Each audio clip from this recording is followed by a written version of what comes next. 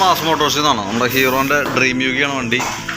നമുക്കൊരു വർഷം മുമ്പ് എൻജിൻ വർക്ക് ചെയ്തിരുന്നതാണ്. അതിന് ശേഷം നമുക്കിപ്പോൾ അതിൻ്റെ എൻജിൻ സൈഡ് ഓയിൽ ലീക്കായിട്ട് ഒരു പ്രാവശ്യം വന്നിരുന്നു.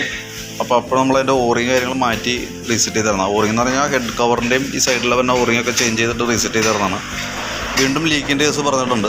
അതിനകത്ത് നമുക്കിത് ഈ സൈഡിലുള്ള കവറുണ്ടല്ലോ, ഈ കവറിൻ്റെ ഇവിടെ വന്ന ഈ റബ്ബർ നമുക്കിത് മാത്രമായിട്ട് മേടിക്കാനായിട്ട് കിട്ടില്ല. ഈ കോയിൽ അസംബ്ലി മേടിക്കുക, അതിൻ്റെ കൂട്ടത്തിലാണ് ഈ ഐറ്റം വരുള്ളൂ. അപ്പോൾ തൽക്കാലം നമ്മൾ പശയിട്ടിട്ടാണ് സെറ്റ് ചെയ്തിരുന്നത്. അത് കൃത്യമായിട്ട് അതിക്ക് മുമ്പ് വീഡിയോസ് ചെയ്ത് അതിൻ്റെ ഡീറ്റെയിൽസ് കസ്റ്റമറുടെ അടുത്ത് പറഞ്ഞിരുന്നതാണ്. വീണ്ടും ഈ സൈഡ് ചെറിയൊരു ലീക്കേജ് ഉണ്ട്. അപ്പോൾ നമ്മൾ വീണ്ടും അത് അഴിച്ചിട്ടുണ്ട്. ഈ ഭാഗത്ത് തന്നെയാണ് ലീക്ക് ഉണ്ട്, അത് നമ്മൾ അഴിച്ചിട്ടുണ്ട്.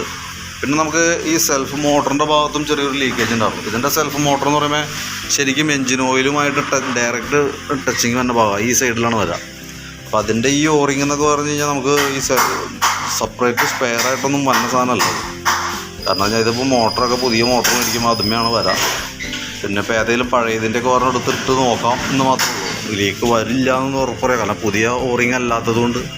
പുതിയ ഓറിങ് ആണെങ്കിൽ പിന്നെ നമുക്ക് ആ ഒരു ധൈര്യം പറയാം, ലീക്ക് വരില്ല എന്നുള്ള കേസിൽ. ഇതിപ്പോൾ വേറൊരു പഴയ മോട്ടർ മേന്നെങ്ങനെ എടുത്തിടാം, അത് പശയിട്ടിട്ട് സെറ്റ് ചെയ്ത് നോക്കാം, അങ്ങനെ പറയാനേ പറ്റുള്ളൂ. കാരണം ഈ ഓറിങ് ഐറ്റംസൊക്കെ എന്ന് പറഞ്ഞാൽ എങ്ങനെയാണ് ലീക്ക് വരാം, എപ്പോഴും ലീക്ക് വരാൻ നമുക്ക് മുൻകൂട്ടി പറയാൻ പറ്റില്ല. ആ ഹീറ്റിങ് വന്ന് ഹാർഡാവണ സമയത്ത് ഒരു വർഷം ലീക്കേജ് കാണിക്കാം. അപ്പോൾ അത് നമ്മളിപ്പോൾ കൂട്ടത്തിൽ കൂടെ ഇപ്പോൾ റെഡി ആക്കുന്നുണ്ട്. ഇതിപ്പോൾ ഒരു വർഷം കഴിഞ്ഞ കേസാണ്. എന്നിട്ടും ലീക്ക് ഉണ്ട്, നമ്മൾ ക്ലിയർ ചെയ്യുന്നുണ്ട്.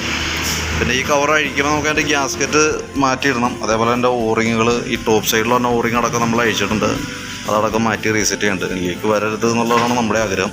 ആ രീതിയിലാണ് നമ്മൾ ചെയ്യുന്നത്. മാക്സിമം ആ രീതിയിൽ ക്ലിയർ ചെയ്യണം കേട്ടോ.